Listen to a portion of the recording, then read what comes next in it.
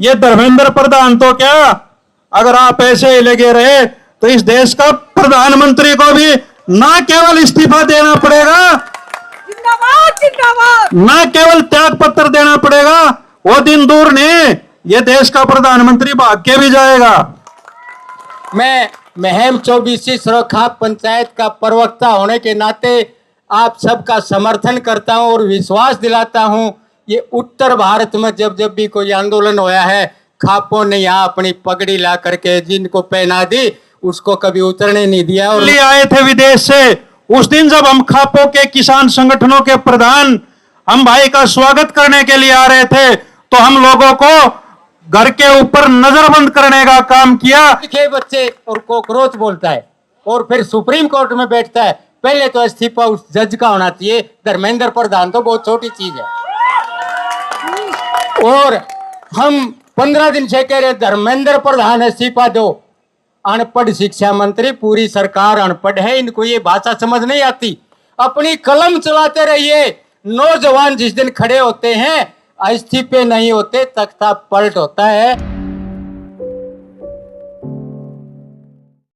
भूख हड़ताल पर बैठे हैं, हम उनको प्रणाम करते हैं और हम निश्चित रूप से उनके आशीर्वाद पर चल करके ये जो इस देश में आज केवल शुरुआत है, इस भाई अभिजीत ने कुछ दिन पहले इस देश में एक व्यक्ति ने, जो कि सुप्रीम पद पर बैठा हुआ व्यक्ति है, जब इस देश में पुलिस सरकार व्यवस्था जब फेल हो जाती है तो हम केवल और केवल न्यायालय की तरफ जाते हैं अपनी आस और उम्मीद लेकर के।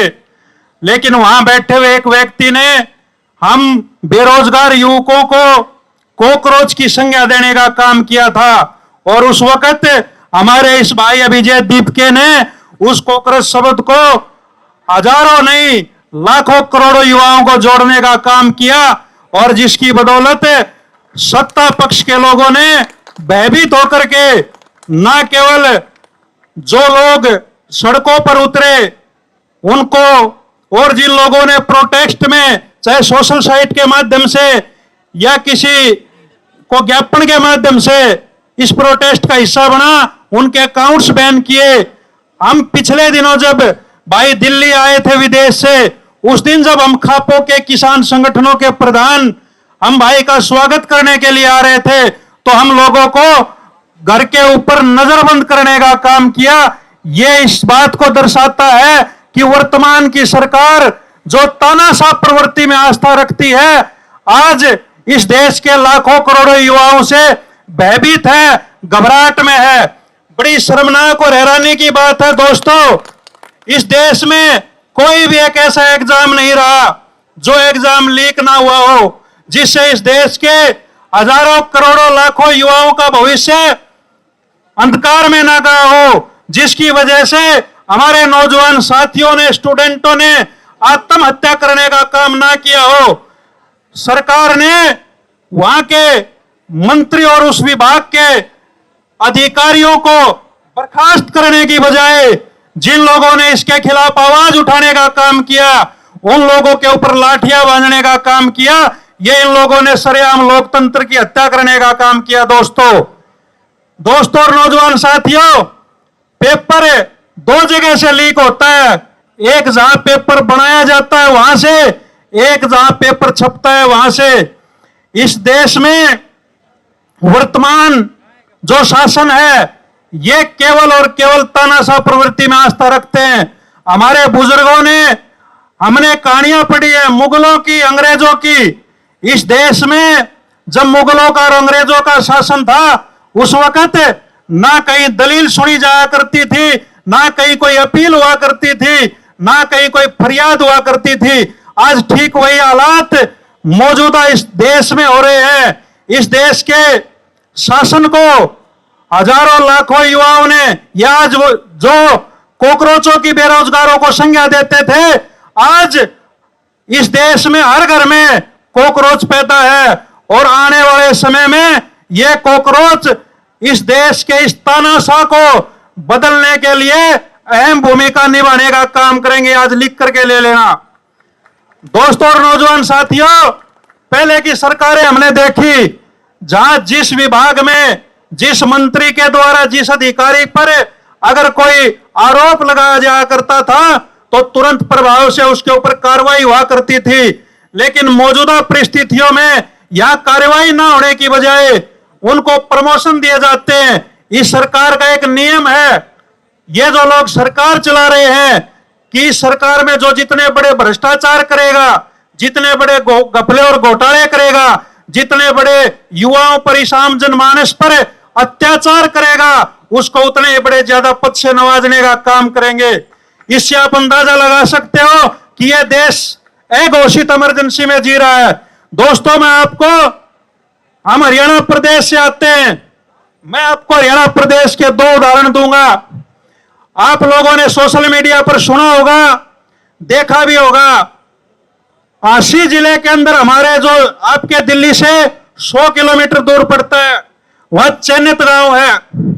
और वो चैनित गांव पूरा का पूरा गांव आज 40 दिन से अनशन पर बैठा हुआ है, भूख हड़ताल पर बैठा हुआ है, केवल और केवल पीने के पानी के लिए। लेकिन सरकार उनको पीने का पानी देने की बजाय उन पर लाठियां बांधने का काम कर रही है, उनके ऊपर मुकदमे दर्ज करने का काम कर रही है।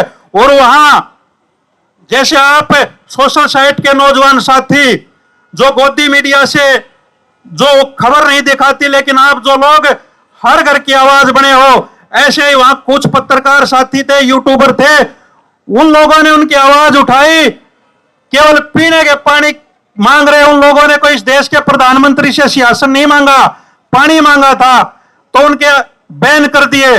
उसके उपरांत एक मनीषा हत्याकांड हुआ था, जिसमें भाजपा और कांग्रेस के लोगों के द्वारा उस लड़की का अपहरण करके हत्या की गई थी। उसका परिवार भी आज न्याय के लिए दर दर की ठोकरें खा रहा है। उनको न्याय देने के बजाय जो भी सामाजिक संगठन, खाप पंचायत या दूसरे संगठन उनकी मदद करते हैं, उनके ऊपर मुकदमे दर्ज करते हैं। इससे आप अंदाजा लगा सकते हो कि यह किस प्रकार से, और जब अति हो जाती है किसी भी चीज की तो निश्चित रूप से उनका खात्मा होता है।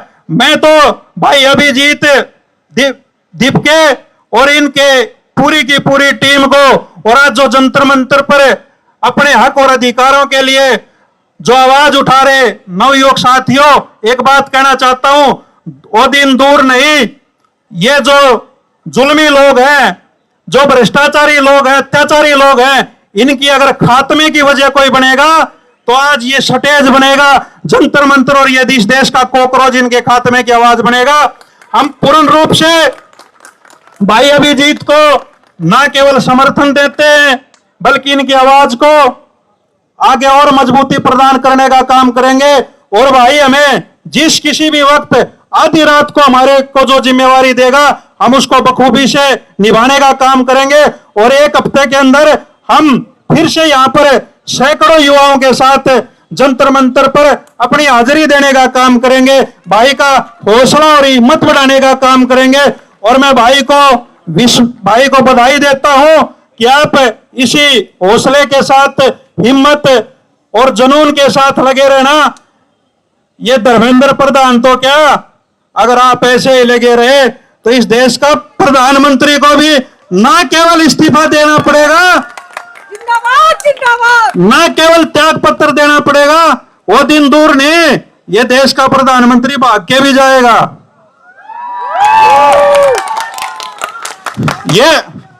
ये तो इतना जालिम प्रवृत्ति का इंसान है, ये सत्ता के बगैर नहीं रह सकता, और ये सत्ता ऐसे नहीं छोड़ेगा। आपको अधिकार मांगने के लिए, हमें अधिकार मांगने के लिए संघर्ष करना पड़ता है। अधिकार मांगे नहीं जाया करते, अधिकार छीने जाया करते। और अधिकार छीनने के लिए किसी तोप तलवार, तोप बंदूक की ताकत नहीं।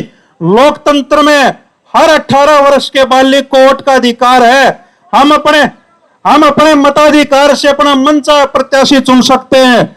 और ठीक जब इस देश में चुनाव होंगे, मैं तो यह कहता हूं इस देश में मध्यावधि चुनाव होंगे, और जब चुनाव होंगे तो लोकतंत्र की उस ताकत है, आप अपना वोट से इसके खिलाफ वोट का बटन दबा करके, इतना कायर और बुजदिल इंसान भी है ये।